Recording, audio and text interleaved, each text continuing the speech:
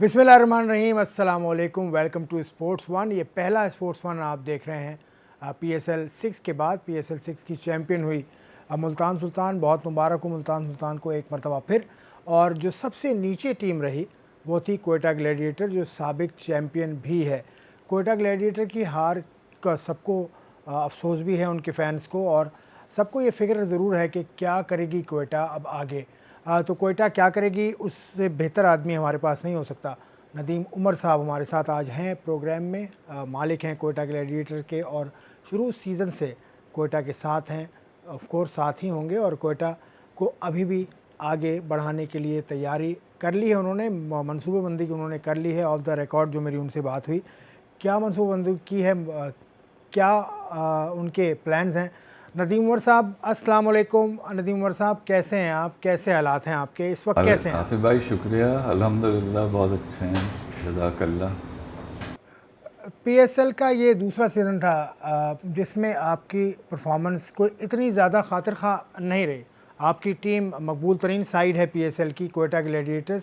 उसका जो हाल हुआ है पहले सीज़न का, तो आप चले पहले सीज़न की जिक्र कीजिए। देखिए, मैंने वैसे एक तरह से आप कहें तो लगता है बहाने बना रहे हैं लेकिन बहाने नहीं होते। पिछले सीज़न में आपको पता है जब शुरू हुआ हमारा, आप गालिबन 5th सीज़न की बात कर रहे हैं, जब हम लोग 4 पे फिनिश किया हमने और रन रेट पे बाहर हो गए हम लोग। उसमें सिर्फ ये हुआ था कि मैंने शुरू से एक बात करी थी कि देखिए, हमारा आपने जो ट्रैवलिंग शेड्यूल रखा हुआ है वो इतना ना इंसाफ़ी में मबनी है कि कैसे एक टीम ट्रैवल करती रहेगी और कुछ टीम जो हैं वो अपने घर पे ही रहेंगी। तो वो उसने शुरू में आप देखें, हमने 3 में से 2 गेम जीते, फिर हमने 4 में से 3 गेम जीते हुए थे। तो हम नियरली अच्छा खेल रहे थे, बहुत अच्छे क्रिकेट खेल रहे थे। लेकिन जब हमने ट्रैवलिंग शुरू करी तो बस टीम की जो परफॉर्मेंस थी वो बहुत नीचे चली गई। हम लोग रात को ट्रैवल करते, रात को बल्कि एयरपोर्ट पे होते थे, दिन में ट्रैवल करते थे और सुबह यानी दोपहर का मैच खेल के हम फिर किसी और शहर में होते थे और फिर हम वहाँ मैच खेलते थे। तब आप ख़ुद बताइए कि टीम जब इतनी ट्रैवल करेगी और हर दूसरे दिन मैच खेल रही होगी और बाकी टीमें बैठी हैं, तो ये थोड़ा परफॉर्मेंस पे फ़र्क तो पड़ेगा। इसी तरह फिर हमारा एक मैच वॉश आउट हो गया। उस वक्त मैं टीम को ब्लेम नहीं करता था, लेकिन ये जो हमारा इस सीज़न पे अगर आप आएँ तो वाकई हमारे साथ काफ़ी मसले हुए, जिसके इसमें मैं ना दोष जो कहते हैं आप सरफराज का था, ना इसमें मोइन भाई का था, ना इसमें किसी का था। हमने उनको टीम जो बनानी थी, बना के देनी थी, वो हमने टीम ही नहीं दी। आपको पता है हमारी टीम में बहुत से मसले रहे शुरू से, कोई आ रहा है कोई जा रहा है, हम चॉइसेस वो नहीं कर सके। सबसे बड़ा मसला था कोविड का मसला था। मेरे वालिद साहब, अल्लाह उनको जन्नत बख्शे, वो उनका इंतकाल हो गया। मैं भी बहुत डिस्टर्ब था। जब हमारे ये रिटेंशन का पीरियड आया तो हमने उसमें गलतियां करी। कुछ ऐसे हालात हो गए कि जिसमें हमें कुछ प्लेयर्स को छोड़ना पड़ा। आपको पता है टीम में हमारी 7-8 प्लैटिनम प्लेयर्स आ गए थे। तो ये मजबूरियां होती हैं, बट आप हर आदमी को पकड़ के समझा नहीं सकते। डिफ़ीट इज़ अ डिफ़ीट, और अल्लाह ताला ने ये दिन दिखाया हमें कि हमने गलत चॉइसेस की, गलत प्लेयर्स हमने सिलेक्ट किए जो हमारे प्लेयर्स आ नहीं सके। आप हमारी बैड लक तो देखिए कि यानी 24 घंटे में 2 प्लैटिनम प्लेयर्स कंकशन का शिकार हो गए। ये आई थिंक दुनिया में कहीं ऐसा हुआ नहीं है आज तक। और थर्डली, कोई किसी ने बड़ी अच्छी बात ट्वीट करी कि अगर विराट कोहली यहाँ से खेल रहा होता ना तो उसको भी कंकशन हो जाना था नेक्स्ट डे। तो वो बैड लक ही आप समझें, क्योंकि जब बैड लक आपके पीछे लगती है ना तो आपको आखिर तक फॉलो करती रहती है। और यही हुआ, हमारे प्लेयर्स आ रहे थे जा रहे थे, टीम ही सेटल नहीं हो सकी। तो ना इसमें सरफराज का कसूर था ना मोइन भाई का। आई थिंक ये कसूर हमारा था, जो तरह की टीम हमें मिली या हमने दी। और इसमें एक और बहुत बड़ी बात थी जो मैं PCB से दरख्वास्त करूँगा, not to blame them, but देखें टूर्नामेंट्स ऐसे नहीं होते कि आपके आज प्लेयर अवेलेबल है सिर्फ 2 मैचेस के लिए, अगला प्लेयर अवेलेबल है 5 मैचेस के लिए, एक बीच में चला जाएगा, एक बीच में आ जाएगा। अब आप देखें रसल हमें मिला, हमने चूज़ किया फॉर एग्ज़ाम्पल 5 मैचेस के लिए, 5 मैचेस के लिए लिया तो आपका जो जिस वक्त ये मैच शुरू होने थे वो 7-8 दिन आगे हो गए, अब वो 2 मैचेस के लिए अवेलेबल हो गया, अब वो 2 मैचेस के लिए उसको कंकशन हो गया। इसी तरह आई मीन क्रिस गेल को आना था वो नहीं आया, तो टीम देखें खड़ी नहीं हो सकी। मैंने तो अपनी ट्वीट में पूरी इसकी जिम्मेदारी अपने ऊपर ही ली, क्योंकि हम अच्छी टीम नहीं बना सके। इंशाल्लाह गोइंग फॉरवर्ड होता है ये। देखें वेस्ट इंडीज़ एक ज़माने में उरूज पे थी, उसको कोई भी कप्तान करता वो टीम जीतती। इसी तरह Australia, but the teams went down, और हमारी टीम भी नीचे गई है, लेकिन नीचे गई है उठने के लिए इंशाल्लाह। तो पीसीबी के जो लोग हैं जो शेड्यूल बनाते हैं वो आप लोगों से मशावरत करते हैं, पूछते हैं? नहीं, शेड्यूल तो वो पूछ के बनाते हैं, कोशिश भी करते हैं, लेकिन जो 5th PSL का शेड्यूल था वो किसी से पूछा नहीं गया था, वो बस हमें दे दिया गया था कि आपको ये फॉलो करना है। और जब हमें मिला तो आप देखें। दूसरा, आप अगर आसिफ भाई हमारी हिस्ट्री देखें, पता नहीं क्यों हमारे साथ ही ये होता रहा कि हम 3 टाइटल इस वक्त हमारे पास होते QG के पास, 2 फाइनल हम ऐसे खेले जिसमें हमारे प्लेयर्स ही नहीं थे, और हर दफ़ा हमसे कहा जाता है कि आप पाकिस्तान के लिए सेक्रीफाइस कर देंगे, पाकिस्तान के लिए। तो आप ये देखें, लोग अभी भी हमसे कह रहे हैं कि जैसे हमें क्रिकेट का पता ही नहीं। भाई 35 साल यही टीम, यही लोग, हम लोग क्रिकेट में इससे वाबस्ता हैं, और माशाल्लाह हमारे क्लब ने 106 फर्स्ट क्लास प्लेयर्स दिए हैं, जो आई थिंक दुनिया में किसी क्लब ने नहीं दिए। तो आई थिंक हम लोगों का क्रेडिट तो है कि हमने काम किया है। लोग अभी दिख रहा है, लोग काम कर रहे हैं जी, वो टैलेंट ला रहे हैं। टैलेंट तो पाकिस्तान क्रिकेट क्लब ने दिया है, जितना प्लेयर्स हमने दिए, ये जितने प्लेयर्स आप माशाल्लाह इसमें खेल रहे हैं PSL में, इसमें अगर आप 60, 70, 80% लड़के देखें तो वो उमर एसोसिएट से खेल के गए, या वो रमज़ान में पाकिस्तान क्रिकेट क्लब से खेल के गए। तो आई थिंक कंट्रीब्यूशन बहुत है। अब हमें कंसंट्रेट वाकई करना पड़ेगा अपने क्वेटा की तरफ, बलूचिस्तान की तरफ, जहाँ से मुझे पाकिस्तान क्रिकेट क्लब ने कौन कौन से मेजर प्लेयर्स ऐसे जो आपको याद हों, कौन कौन से प्लेयर्स हैं? नहीं, आप देखें ना, असद शफीक सबसे बड़े हमारे कप्तान, सरफराज, अनवर अली, आप वो फास्ट बॉलर्स हमारे 2 हैं। अभी अब देखें, इतने हैं कि मुझे नाम भी याद नहीं। आप देखें मोहम्मद आमिर, जब इनका कैरियर ख़त्म हो गया था तो ये उमर की तरफ से आगे खेले, उमर एसोसिएट से। जब मोहम्मद इरफान का कैरियर कोई पूछ नहीं रहा था तो रमज़ान में उमर एसोसिएट से आके खेले, उनका कैरियर बना। आप और बहुत से लड़के हैं, आई मीन फर्स्ट क्लास के तो इतने लड़के, मैं नाम भी अब जानता नहीं, भूल गया उनके। तो वो लोग आए और बेचारे चले गए, लेकिन जिसमें नामी अनवर अली, आपको शायद अभी मैंने बताया, वो खेले यहाँ से आके। और इसी तरह आपको पता है कि बहुत से ऐसे लड़के, लाला खेले हमारी तरफ से, जब कैरियर वो हो रहा था बीच में आके, रमज़ान में हमारे लिए ऑनर था, वो हमारी तरफ से आके खेले। आप जिस बच्चे का नाम लें वो उमर एसोसिएट खेल चुका है, इसलिए कि प्रोमिनेंस में आते थे, और टीम थी जो लड़ती थी हमेशा। आपके एक दोस्त हैं हमारे माजिद भाई, तो मैं बड़ा एक्साइटेड था जब मोइन खान की ट्रॉफीज़ हम जीत रहे थे, तो मैं कहा माजिद भाई हम फिर जीत गए। तो मुझसे कहने लगे नदीम भाई जब जीता करें तो मुझे मत बताया करें, हारें तो बताइएगा कि उमर एसोसिएट्स हार गई है। और आसिफ भाई आपको भी पता है, आपने इतनी हमारी क्रिकेट फॉलो करी है, तो आपको भी पता है कि बहुत अच्छी क्रिकेट खेली हमने। हमें नहीं कभी ये था कि हम हारेंगे, ये हमारे लिए भी एक शौक़ है, हमारे फैंस के लिए भी एक शौक़ है, लेकिन ये अल्लाह ताला ऊपर बैठ के देख रहा है, वो बताता है कि आप अगर ऊपर जा रहे हैं तो नीचे भी आ सकते हैं। और भी लड़के हैं जो आपके साथ से होकर गए, मुस्ताबाद के लड़के हैं, यहाँ तक कि मोहम्मद रिजवान का मैंने सुना है कि आपके नहीं, हमारे हाथों से नहीं होके गया। रिजवान माशाल्लाह मेरे पास आए थे, शायद उनको अगर याद हो, इफ्तिखार और रिजवान दोनों आए। बहुत ही नेक आदमी है रिजवान, आपको तो उसका सरफराज कप्तान भी था पाकिस्तान के भी, और हमारे PSL क्वेटा ग्लैडिएटर्स। कहने लगे नदीम भाई मैं क्या करूं, मुझे कोई लिफ्ट ही नहीं कराता। मैं कहा देखो रिजवान, तुम अपनी पावर हिटिंग अगर नहीं करोगे तो तुम्हें कोई पाकिस्तान में लिफ्ट नहीं कराएगा। आई थिंक वो बात उसने शायद पल्लू में बांध ली, और अब वो माशाल्लाह पाकिस्तान का नंबर 1 वनडे ODI प्लेयर भी बन गए, बल्कि आई थिंक T20 का बेस्ट प्लेयर बन गया।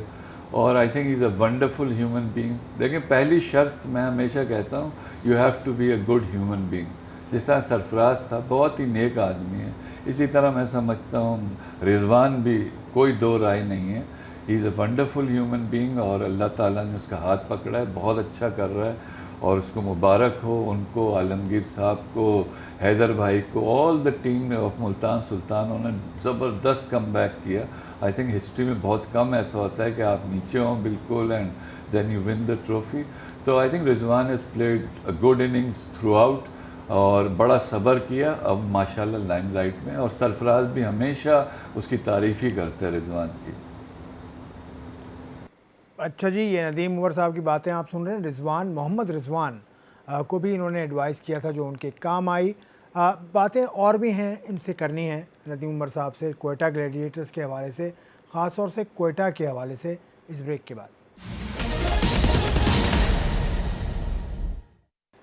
स्पोर्ट्स वर्ल्ड में खुशामदीद। नदीम उमर साहब हमारे साथ मौजूद हैं, उनसे बात हो रही है। अब ज़रा नदीम उमर साहब, अब कोयटा ग्लैडिएटर की तरफ वापस आते हैं। मुल्तान सुल्तान ने जिस तरह जीता, तो उनके बारे में ये कहा जाता है कि उनकी मैनेजमेंट काफ़ी एप्ट है, काफ़ी अपना काम जानती है, बड़ी अच्छी तरह टेक्निकली बड़ी अच्छी तरह जानती है, क्रिकेट को समझने वाले लोग उनके साथ हैं। आपकी मैनेजमेंट से आपको कोई शिकायत है या आप तब्दीली करेंगे इस मैनेजमेंट में आगे जाके? आसिफ भाई, हमेशा ये होता है जब टीमें हारती हैं ना तो टीमें टूट जाती हैं। मज़ा तब है जब आप हारें, लेकिन आप एक बात ये देखें तो टीम मुत्तहद रहे।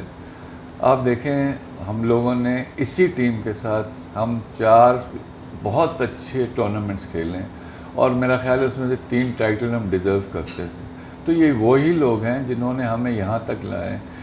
हाँ, अकाउंटेबिलिटी ज़रूर होनी चाहिए कि जो टीम सिलेक्शन में क्या हुआ, डाइसेक्शन होना चाहिए कि हम गलतियाँ कहाँ करी हमने।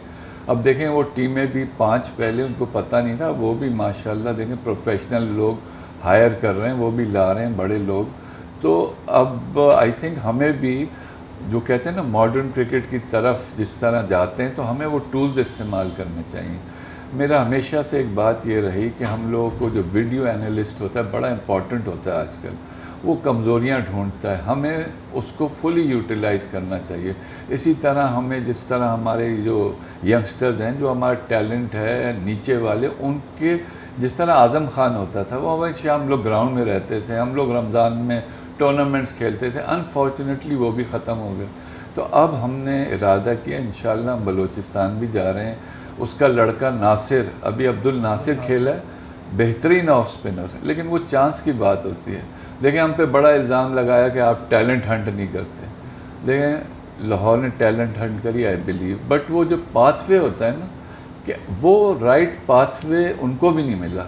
जो कहते थे ना आपने खिलाया, नो डाउट हारिस रऊफ़ आपने खिलाया और लड़के लाए, बहुत अच्छी बात है, बट ये जो परमानेंट वो होता है ना कि जो आके टीम में जो एक परमानेंट राउट से आते हैं, वो नहीं मिलता। तो ये इन लोगों को पहले फ़र्स्ट क्लास खेलना चाहिए। आई थिंक आज़म खान के साथ भी यही हो रहा है, बेचारे को बहुत जल्दी हमने एलिवेट कर दिया, वो इंशाल्लाह वो करेगा, बहुत टैलेंटेड है, मैं जानता हूँ उस बच्चे को। लेकिन हम लोगों को इतनी जल्दी होती है। इसी तरह मैं बात पे इसलिए आ रहा हूँ कि कोयटा में और बलूचिस्तान में लोग समझते हैं कि हम उनको प्रमोट नहीं कर रहे, लेकिन इंशाल्लाह हम कर रहे हैं, उनको ला रहे हैं। आप देखिएगा हम इंशाल्लाह नासिर मैच्योर हो गए। पाकिस्तान के पास इस वक्त ऑफ स्पिनर नहीं है, मुझे कोई अच्छा ऑफ स्पिनर नज़र ही नहीं आता। तो नासिर अभी आपने देखे जिस तरह खेला है वो, तो उम्मीद करते हैं हम कि वो बहुत अच्छा करेगा। अभी हमने चीफ मिनिस्टर बलूचिस्तान उनके साथ हम गए हैं, हमने बहुत अच्छे प्रोग्राम बनाए हैं और वो इम्प्लीमेंट भी हो रहे हैं। अभी हमने विमेन, अभी तफसील से पूछूंगा इस पे, मैं वुमेन टीम का सुना भी है मैंने कि वहाँ टूर्नामेंट करने वाले हैं आप कोई अगले महीने। आज़म खान की आपने बात की, आज आपके ख्याल में जल्दी इनको टीम में लेकर आ? देखिए मैंने उस वक्त भी ये कहा था कि देखिए आज़म इज़ रेडी फॉर इट, लेकिन उसके ऊपर वो देखें अभी 22 साल का है, उस पर आपने बहुत बोझ डाल दिया कि you are the next player who will form the backbone of this team. और ये वो बेचारा अभी वो जो खेलने गया वो कंफ्यूज था कि मैं मारूं या नहीं मारूं या टीम क्राइसिस में है, उसका भी कॉन्फिडेंस ज़रा शेक हो गया। वरना वो ऐसा बच्चा नहीं कि वो तो कॉन्फिडेंस से खेलता था, तो उसका कॉन्फिडेंस शेक हुआ। आप लेके ज़रूर आए, मैं तो ख़ुद उसको लेके आया, प्रमोट कर रहा हूँ, लेकिन ये हमारे सिलेक्टर्स को पता होना चाहिए कि अननेसेसरी के जब आप बच्चों पे बोझ डालेंगे तो परफॉर्म नहीं कर सकेंगे। और तो मुझे तो अभी बहुत वो है, उसको अभी अपनी फिटनेस इम्प्रूव कर रहा है और करनी चाहिए। You have to be very fit, और उसमें टैलेंट है। आप देखिएगा इंशाल्लाह खेलेगा पाकिस्तान और अच्छा करेगा। बट देखिए बहुत थिन लाइन है। हमने, आपको याद है 16 साल के रज़ा, क्या नाम था उनका, हाँ, रज़ा हसन, उनको लाए और हमने ज़ाया कर दिया। रज़ा हसन को ज़ाया क्या किया? रज़ा जो था वो, अब आप देखें जब हम उसके साथ, जब वो 20-25 साल का हुआ तो उसकी कलाई जो थी इतनी मोटी थी, और जब वो बच्चा था इतनी सी कलाई। तो आपने टैलेंट उसको जल्दी खिला के ज़ाया कर दिया। मेरा कहना सिर्फ ये होता है, तो आप प्रॉपरली असेस करें। हाँ, कुछ होते हैं, जावेद मियांदाद जैसे थे कि वो ग्रेट प्लेयर्स, वो बड़े कम आते हैं। तो आप पहले बच्चे को पूरा उसको तैयार करें, फिर लेके आएँ। और नो डाउट आज़म अच्छा करेगा, I have no doubt about it, लेकिन उसको कॉन्फिडेंस दें थोड़ा। आज़म के बारे में आप, मुझे याद है आपने एक प्रोग्राम में हम साथ ही बैठे हुए थे, आपने कहा था क्रिस गेल को भूल जाएंगे आप। खैर अल्लाह करे ऐसा ही हो। आज़म का नंबर के हवाले से काफ़ी बातचीत हुई कि आज़म को थोड़ा सा ऊपर होना चाहिए था, वो नीचे नहीं आए थे ज़्यादा। बिल्कुल आपने सही कहा, हम लोगों को उसको ऊपर भेज, लेकिन आप, मसला सबसे बड़ा ये हो रहा था कि नीचे हमारे पास पावर हिटर्स ही नहीं थे। आप देखें ना, हसन खान आ जाता था छठे पे, तो अब हमारे पास ना ऊपर खेलने वाले ना नीचे खेलने वाले। तो हम कहते थे ऊपर शायद ये अच्छा खेल लें कुछ, तो आज़म वो कमी पूरी कर देगा। आज़म की जगह ही मैं समझता हूँ वन डाउन है या ओपन। जिस तरह आपने देखा हज़रतुल्लाह ज़ज़ई खेल के गया, क्या कमाल का खेला उसने, जो मैच ही वन साइड। मोइन भाई ने भी मुझसे यही कहा, मोइन खान ने कहा कि नदीम भाई इसको ऊपर खिलाएंगे, बट अनफॉर्चुनेटली वो हो ही नहीं सका। तो आज़म अपना वो टैलेंट शोकेस नहीं कर सका अनफॉर्चुनेटली। यही मैं कहता हूँ लक होती है जी। एक बॉल आप देखें, ज़ज़ई की एक बॉल वो कैच हो गया, वरना मैच दूसरी तरफ चला जाता है शायद। तो बैट्समैनों के लिए एक बॉल भी बहुत इंपॉर्टेंट होती है, और I think Azam was under too much pressure to perform, इसलिए उससे वो परफॉर्मेंस नहीं हुई। वो इस टाइप का प्लेयर नहीं है कि वो आपको लेके चले, बॉलें रोक के ये करे। वो भी उसी टाइप के प्लेयर्स होते हैं, इम्पैक्ट प्लेयर्स जो कहलाते हैं। ये अपने 15-20 बॉलर से मैच चेंज कर देते हैं। अनफॉर्चुनेटली उसको चांस इस दफ़ा मिला ही नहीं। इम्पैक्ट प्लेयर आपके साथ रहे, अहमद शहजाद थे, वो भी कुछ थोड़े से नाराज़ थे या जो भी था, उनका भी नंबर्स का इशू था, वो खुश नहीं थे अपने नंबर। नहीं देखें, शहजाद की जहाँ तक आपने बात की, ये गुड प्लेयर्स बहुत इन्होंने सर्व किया, लेकिन देखें बात ये होती है, उसको हमने कभी 5वें पे नहीं भेजा, उसको वन डाउन ही भेजते थे, क्योंकि वॉटसन होता था और हमारे जो ओपनर्स थे तो वो उनकी जगह एडजस्ट होती थी। तो बीइंग वन डाउन या बीइंग एन ओपनर, मैं नहीं समझता कोई ख़ास फ़र्क है। ऑफ कोर्स आपको अगर ओपनर लंबा खेल जाए तो चांस नहीं बनता, लेकिन इस दफ़ा अहमद इंजर्ड थे इसलिए वो किसी टीम में नहीं आए। और दूसरी बात सबसे एक इम्पॉर्टेंट है, मैं ये कहता हूँ, चलो लोग हमें ये ब्लेम करते हैं आपने इनको नहीं लिया, आपने उनको नहीं लिया, तो भाई बाकी 6 और भी फ्रेंचाइजीज हैं, वो भी उठा सकती हैं ना प्लेयर। अगर if you are such a great player, somebody else can pick you. तो वो मैं समझता हूँ ब्लेम आप नहीं कर सकते, ये एक इंडिविजुअल फ्रेंचाइज के डिसीजंस होते हैं। और Ahmed has always been a very good player for us. Hopefully उसके बीच में पता लगा था हाथ में कोई प्रॉब्लम हो गई थी, जिसलिए वो प्रैक्टिस नहीं कर सके। I think he is back, अल्लाह करे वो अच्छा होके आएँ तो ठीक है, वापस टीम में आएंगे।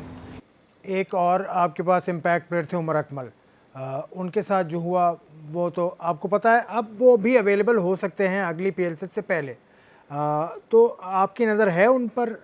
देखें, उमर के साथ अभी मैं ये सब कहानियाँ याद आ जाती हैं। उमर को बैन कर दिया गया 16 घंटे पहले, before the start of the 5th PSL। अब आपको ये पता है, जब हमारी 5वां एडिशन था तो उसको 12 घंटे पहले हमारे मैच और PSL, आप सोचें किसी की बैकबोन अगर आप तोड़ दें और फिर उसको हवा में रखें, ये मुझे शिकायत यही तो है कि ये हमारे साथ ही क्यों होता है। लोग कहते हैं कि आपके साथ कुछ नहीं होता, सब टीम होती है, ऐसा नहीं होता सब टीम।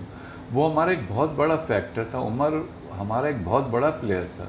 उसकी जगह हमें कोई ना कोई हम ले सके ऐसा प्लेयर, जो इम्पैक्ट प्लेयर जैसा आप कह रहे हैं, जैसे उमर था। तो उमर अगर क्लियर होके आएगा, और हो गया क्लियर, अब वो उसकी रिहैबिलिटेशन शुरू हो गई है, आई थिंक अब वो 2 महीने बाद होगी। तो आई एम श्योर उमर को हम लोग दोबारा ड्राफ्ट में लेंगे और वो आई थिंक हमारे साथ होगा भी ज़रूर, क्योंकि अभी हम उसको रिटेन भी कर सकते हैं। तो Umar is a definite choice for us and उसको हम लेंगे। और जैसा आपने कहा ना, इम्पैक्ट प्लेयर्स बहुत ज़रूरी हैं। 1 to 6 आपके मैच विनर्स होने चाहिए और 6 से लेकर 11 तक आपके स्पेशलाइज्ड बॉलर्स होने चाहिए। अनफॉर्चुनेटली इस दफ़ा हमारी टीम सेटल ही नहीं हो सकी। तो नदीम उमर साहब से बात होते होते अब उमर अकमल और अहमद शहजाद और उनकी टीम के स्कीम ऑफ थिंग में उमर अकमल अभी भी हैं, इस पर बात करेंगे। अब आगे चलते हैं, क्वेटा का रुख करेंगे। क्वेटा के लिए क्या प्लानिंग है उमर अकमल नदीम उमर साहब की, ये उनसे पूछेंगे इस ब्रेक के बाद। स्पोर्ट्स वन में एक मरतबा फिर खुश आमदेद। नदीम उमर साहब हमारे साथ हैं। नदीम उमर साहब, थोड़ा सा क्वेटा की तरफ आने से पहले थोड़ा सा पीएसएल के बारे में बताएं। पीएसएल इंतज़ामिया से आपको कोई शिकायत है, कुछ ग्रीवेंसेस आपके यहाँ हैं? आप पीएसएल के मामला से आप खुश हैं? आसिफ भाई, पीएसएल का जहाँ तक मसला है, ओवरऑल आई थिंक हम 6 फ्रेंचाइजीज ने बड़ी कुर्बानी दी है जिसको अभी तक रिकग्निशन नहीं मिली। देखें, रिकग्निशन वही होती है कि आप इनका, हमारा जो हिस्सा है ना, वो उसको रिकग्नाइज़ करें कि हमने बहुत कंट्रीब्यूट किया। देखें, शुरू में किसी को बिलीव नहीं था इस पे कि पीएसएल होगी। हम 5 आए, फिर आलमगीर साहब भी आए, मुल्तान भी आई, और हम लोग जो है ना टोटल लॉस कर रहे हैं। ये अनएक्सेप्टेबल है। देखिए, वो बार बार कहते हैं कि बच्चे थोड़ी थे कि इन्होंने साइन कर दिया। बात ये कि बच्चे नहीं थे जिन्होंने साइन किया, जज्बात में सबने ही साइन करा। मैंने आज तक वो कॉन्ट्रैक्ट नहीं पढ़ा। तो लेकिन हमें ये एश्योरेंस दी गई थी कि आप 2-3 साल वेट करें, आपको फ़ायदा होगा। और मैं ये कहता हूँ, ये कौन सी किताब में लिखा है? यानी कोई ऊपर से उतरी कोई किताब थोड़ी है कि इसका आप जो हमारा एक कॉन्ट्रैक्ट है उसको चेंज करें ताकि हम लोग जो है ना, हम भी प्रॉफिट में आए। देखिए, ये बहुत बुरी बात है। मैं हमेशा ये कहता हूँ कि एक जो पार्टनर है जो कि पीसीबी है, वो सारे बेनिफिट्स एंजॉय कर रहा है, बाकी 6 हम लोग जो है ना वो लूज़ कर रहे हैं। अब कोई भी ऐसा नहीं होगा कि कॉन्स्टेंटली लूज़ करे। अब देखें, फार्मूला ऐसा होना चाहिए कि सबको फ़ायदा हो। अब सबसे बड़ी बात ये हो रही है कि वो रोज़ हमें एक बताया जाता है कि अब हम ये कर रहे हैं, अब हम ऐसा कर रहे हैं, हो कुछ भी नहीं रहा। तो सबसे बड़ा ग्राउज है ना हमें, वो ये है कि हमने जब ये टीमें ली थी तो उस वक्त डॉलर 106 रुपये पे था, आज 160 पे पहुंचा हुआ है। आप देखें, वो 30-40% तो वैसे ही कॉस्ट बढ़ गई। जो हम प्लेयर्स को पैसे दे रहे हैं वो भी डॉलर्स में दे रहे हैं। वो कह रहे हैं नहीं जी हम चेंज नहीं कर सकते। अरे भाई, क्यों नहीं चेंज कर सकते? आप कहीं कोई लिखा हुआ है कि नहीं चेंज कर सकते? आप हमें वापस लेके जाएं 106 पे। ये मेरे पता नहीं है कि वो हर आदमी एक्चुअली इसको टालना चाह रहा है कि हमसे बोझ उतरे, क्योंकि वो कहते हैं कि लोग आ जाते हैं, बोर्ड ऑफ गवर्नर्स कभी तंग करते हैं, कभी स्टेट बैंक तंग कर। भाई, आप उनको भी बताएं कि ये पाकिस्तान का प्रीमियर ब्रांड है, इसको नुकसान पहुंच रहा है। I think people need to understand कि यार ये इस तरह नहीं हो सकता। कॉन्ट्रैक्ट्स रीनेगोशिएट होते हैं, हमेशा होते हैं। If they are lopsided they are renegotiated, and I don't understand why this particular contract, which is in the interest of the whole nation, is not being renegotiated। ये अजीब सी बात है जो मुझे तो समझ नहीं आती। आप मेरे पास हैं, मैं आपको बहुत ऐसे मिसालें दे सकता हूँ जहाँ कॉन्ट्रैक्ट्स रीनेगोशिएट हुए। और ये कहना कि जी आपने साइन ही क्यों किया था? आपका ख्याल है आप दूसरे 6 लाएंगे, वो भी इसी में फंसे रहेंगे। And who will want to buy teams जब नुकसान में हो रही हैं? तो ये मेरी बड़ी दरख्वास्त है पीसीबी से, और लोग जो ये मैटर्स को देख रहे हैं, they should come in and they should take care of this.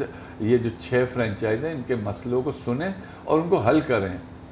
ये मेरी एक दरख्वास्त है। इंशाल्लाह आई एम श्योर मानी साहब अब आए हैं, वो इसको देख रहे हैं, but it's been a long time.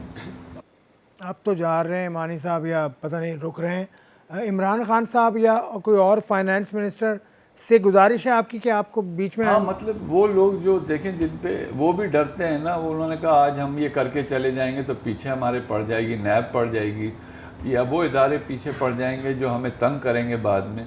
तो ये इस डर से आई थिंक कोई कदम ही नहीं ले रहा। आप सही कह रहे हैं, इसमें खान साहब को आना चाहिए, हमारे ऑनरेबल प्राइम मिनिस्टर, जो क्रिकेटर, बहुत बड़े क्रिकेटर, बहुत बड़े कप्तान इस मुल्क के रहे हैं। कि वो इसमें आएँ और इसको संभालें और देखें कि what is wrong, what is going wrong. इसी तरह जैसे आपने कहा और लोग इसमें अपना हिस्सा डाल सकते हैं, तो उनको आना चाहिए। अच्छा, अब शिफ्ट होते हैं कोयटा की तरफ। बलूचिस्तान की गवर्नमेंट पर दोहरी जिम्मेदारी है आप पे। वफाकी हुकूमत से भी आप देख रहे हैं, आप बलूचिस्तान हुकूमत को भी इतनी खुश नहीं है। बलूचिस्तान में मैं था कुछ अर्सा पहले, वहाँ के सीएम ने तो यहाँ तक कह दिया कि हम अपना नाम वापस ले लेंगे कोयटा से। इस तरह की यहाँ तक बात हो गई। आई डोंट थिंक कमाल भाई ने ये कहा हो कि नहीं, ऑन रिकॉर्ड, अच्छा news on one record, TV को चले हम इंटरव्यू उनसे दिया। माजरत करते हैं कि वो वाकई वो जो होना चाहिए था। देखिए बात ये है, दो तीन बातें इसमें समझने की। टू बी फ्रैंक, ठीक है, we owe Quetta and Balochistan a lot, but we have given Quetta and Balochistan a lot also. ये सिर्फ कहना कि जी देखें, सिंपल बात ही, उनका शिकवा बिल्कुल ठीक है, बट वो शिकवा गलत आदमी से कर रहे हैं। शिकवा उनका पीसीबी से होना चाहिए। आसिफ भाई आपको पता है अभी जो मैचेस हो रहे हैं जिसमें बलूचिस्तान के जो कप्तान और उसमें जो ये जो पंजाब की टीम खेली, 6 टीमें खेली हैं, उसमें आप मुझे बताएं सिवाय बिस्मिल्लाह खान के कौन प्लेयर था बलूचिस्तान? कोई भी नहीं था। आप तो 11 प्लेयर खिलाने का आप डिमांड करते हैं ना, आपकी डिमांड बिल्कुल ठीक है, but I think you are going about it in the wrong way. लेकिन मैं फिर भी समझता हूँ कि ठीक है, हम लोगों को देर आई बट अब हम दुरुस्त आएंगे। और ये जो टैलेंट हंट का एक सिलसिला शुरू हुआ है कि उससे प्लेयर निकलते हैं, मेरे हिसाब से तो उससे बहुत कम प्लेयर निकलते हैं, लेकिन हम वो भी करेंगे। सेकेंडली, अभी हमारी बहुत अच्छा एक मुआहदा हुआ है कमाल भाई से, सीएम बलूचिस्तान साहब से, और हम लोग इस वक्त उनका एक विमेंस टूर्नामेंट है जो कि ऑल पाकिस्तान उस टूर्नामेंट हो रहा है, वो हम करेंगे, डायरेक्ट टीवी पे आएगा। Balochistan government has been very kind, उन्होंने हमें अपने ऑन बोर्ड लिया है। उनके सारे टूर्नामेंट्स अब हम ऑर्गेनाइज़ करेंगे, और आप देखिएगा हमने जगह भी दे दी उन्होंने हमें, वो नेट्स भी हमारे अब शुरू हो जाएंगे। और हम ये 2-3 महीने, मौसम का मसला वहाँ बहुत रहता है। आपको ये भी पता होगा कि हम स्कूल क्रिकेट बलूचिस्तान की कितनी करते हैं, बहुत हर साल होती है बलूचिस्तान में। उसमें से ही लड़के आए हैं जो हमारे साथ खेल रहे हैं, और ये बच्चे आहिस्ता आहिस्ता ग्रूम हो रहे हैं। आसिफ भाई मैं आपको बताऊं, मैंने 35 साल लगाए हैं इन दिस क्रिकेट, तब जाके हमने बच्चे प्रोड्यूस किए हैं जो आके पाकिस्तान से खेलें। तो वो समझ रहे हैं कि हम आके और निकालेंगे और पीएसएल में खिला के हम इनको पाकिस्तान खिला देंगे, ऐसा नहीं होता। You have to take them on very gradually. आप उनको पहले एक सिस्टम से इवॉल्व करते हैं, उनको फिर आगे लेके आते हैं, लेकिन अब हम उनको फास्ट ट्रैक करेंगे। आई थिंक बलूचिस्तान को ये शिकायत भी नहीं होगी, ये आपको दिखेगा भी। आई थिंक आप भी कवर करेंगे, दूसरे चैनल भी कवर करेंगे, जिस तरह हम इन बच्चों को ट्रेन कर रहे हैं। आप नासिर से जाके पूछिए किस तरह हमने बच्चे सिलेक्ट किए हुए हैं। ये 4-5 बच्चे जो पाइपलाइन में, ये वो बच्चे हैं जो अब जिनको मतलब अब शऊर आ गया है। ये वो बच्चे हैं जो पाकिस्तान अब जाके खेल सकेंगे। तो ठीक है, we owe Quetta lot, but आप देखें एक ज़माने में कोयटा का कोई नाम भी नहीं जानता था, इस वक्त पूरी दुनिया कोयटा को जानती है। तो आई थिंक ये थोड़ा सा हमें क्रेडिट मिलना चाहिए इस पर। और हाँ, जहाँ तक ये शिकायत है उसको भी हम दूर करेंगे। लेट हो गया बट कोशिश करेंगे अब इसको फास्ट ट्रैक कर लें। किस तरह से करेंगे? एकेडमीज़ बनाने का इरादा है आपका? क्रिकेट एकेडमी वहाँ पे नहीं है, स्टेट ऑफ द आर्ट बिल्कुल, उसके लिए हमने फंड्स भी अरेंज कर लिए हैं। वो state of the art cricket academy भी बनेगी। लेकिन कोयटा के और बलूचिस्तान के इनहेरेंट कुछ प्रॉब्लम्स हैं। वहाँ आपको पता है cricket is not the number 1 sport, number 1। Secondly वहाँ मौसम इतना हार्श है कि 4-5 महीने तो वहाँ क्रिकेट ही नहीं हो सकती, क्योंकि हालात ऐसे होते हैं, मौसम ऐसा होता है। तो हम लोगों को कराची इनको बुलाना पड़ता है यहाँ। लेकिन अब हम अकेडमी वहाँ बना रहे हैं, इंडोर्स बनाना चाह रहे हैं कि वो ऑल ईयर राउंड वहाँ पे हम बच्चों को ट्रेन कर सकें। और आई थिंक ये काम पीसीबी का भी है। मैं कहता हूँ पीसीबी को वो भी वहाँ पे एक हाई परफॉर्मेंस सेंटर बनाए और उसमें इन बच्चों को ट्रेन करें, और हम उनके साथ ही होंगे। और ये हम कर रहे हैं। अब देखिए हमने 3-4 टूर्नामेंट्स प्लान किए, और नेक्स्ट जो हमारा है पहला वह ऑल विमेन जो हम कराना जा रहे हैं बलूचिस्तान गवर्नमेंट के साथ मिलके। उनके सेक्रेटरी साहब ने बड़े, हमारी स्पोर्ट्स सेक्रेटरी बहुत हमारी हेल्प करी है।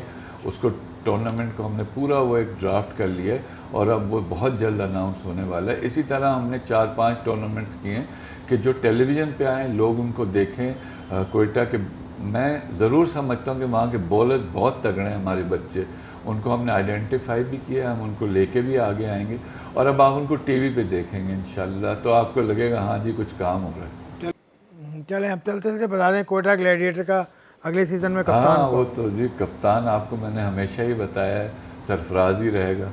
सरफराज देखें, बात यह है कि हमने सरफराज से आज दफ़ा नाइंसाफ़ी कर दी। वो टीम ही नहीं मिली उसको, और देखें वो बैठा भी नहीं, वो हमने टीम भी नहीं दी, तो और वो वैसे भी इतना फ्रस्ट्रेटेड रहा, आप उसको पानी पिला रहे हैं टीम में ले जाके, उसका भी बेचारे का देखें वो मेंटल स्टेटस होता नहीं कि वो जितना भी कहे आपसे कि जी मैं बिल्कुल ठीक हूँ, बट अंदर बंदा ठीक नहीं। जब उसने 3 फॉर्मेट में आपको लीड किया हो और जो उसके साथ I am so sorry to say जो होता है वो is not fair to an ex captain जो आपको चैम्पियंस ट्रॉफी, अंडर 19 ट्रॉफी, पता नहीं क्या क्या जिता के। अब वो लोग कहते हैं वो शोर भी करता है, ये भी करता है, भाई वो आपको जब चैम्पियंस ट्रॉफी जिता रहा था उस वक्त भी यही करता था। वो ठीक है, जब आदमी बुरा वक्त आता है ना तो सारे ही वो कहते हैं जो जीता वो सिकंदर। तो बस ठीक है, हमारा बुरा वक्त आ रहा है लेकिन अच्छा वक्त भी आएगा। ये बुरा जब अच्छा वक्त नहीं रहा तो बुरा भी नहीं रहेगा। और अब इसी टीम के साथ आप जाएंगे, आज़म खान, नदीम खान, नबील हाशमी, मोइन खान वगैरह वगैरह? नहीं, ये देखें टीम में शायद तब्दीली हो जाए। अब उस वक्त आप इसको प्रेस, मैं तो ये सोच रहा हूँ कि मैं वो जब हम जीते तो वो फ्रेम दिखाऊं टीवी पे कि सारे कमेंटेटर्स कह रहे थे ये लोग जीतते क्यों हैं, आपको पता है, ये एक साथ खेलते हैं, आपको पता है क्यों जीतते हैं, कि इनकी टीम 30 साल से एक साथ है, आपको पता है क्यों जीतते हैं, कि एक ही क्लब के हैं, आपको पता है इनमें फाइटिंग्स। आज मैं देख रहा हूँ 2 साल बाद दूसरा स्क्रीन, ये क्यों हारते हैं कि एक ही क्लब के लड़के खिलाते हैं, ये क्यों हारते हैं कि इनकी मैनेजमेंट ही एक रहती, चेंज ही नहीं करते, ये क्यों हारते हैं कि सरफराज इनका कप्तान है वो लड़ता है। अब वही बात ये, इतनी दुनिया बदल गई, ऐसा नहीं होता जी। आप you have to trust your guys and you have to put your faith in them. I have full faith in Sarfaraz, I have full faith in my team.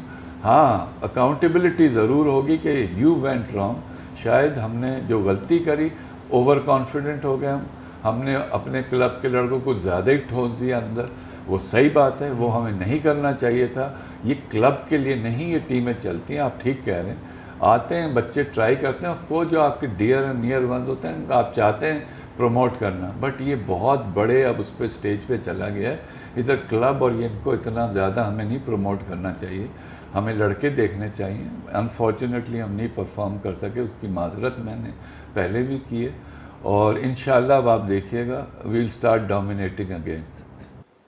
Thank you very much Nadeem Umar साहब, thank you very much. तो ये थे नदीम उमर साहब। आखिर में चलते चलते उन्होंने बड़ी अहम बातें की। एक तो कोयटा के हवाले से बड़ा टूर्नामेंट करवाने जा रहे हैं, जल्द ही उसका ऐलान होगा, women all Pakistan women tournament होगा। और दूसरी बात ये कि accountability will be held amongst the ranks of Quetta Gladiators. Sarfaraz कप्तान रहेंगे, लेकिन बाकी लोगों का क्या होगा उस हवाले से उन्होंने नहीं बताया, लेकिन उनकी टीम है, उनका पूरा सेटअप होगा और वो यकीनन इस मरतबा कुछ और मुख्तलिफ अंदाज से आएंगे। कैसे कोयटा आगे बढ़ती है ये तो वक्त बताएगा। मुझे इजाज़त दीजिए, खुदा हाफ़िज़।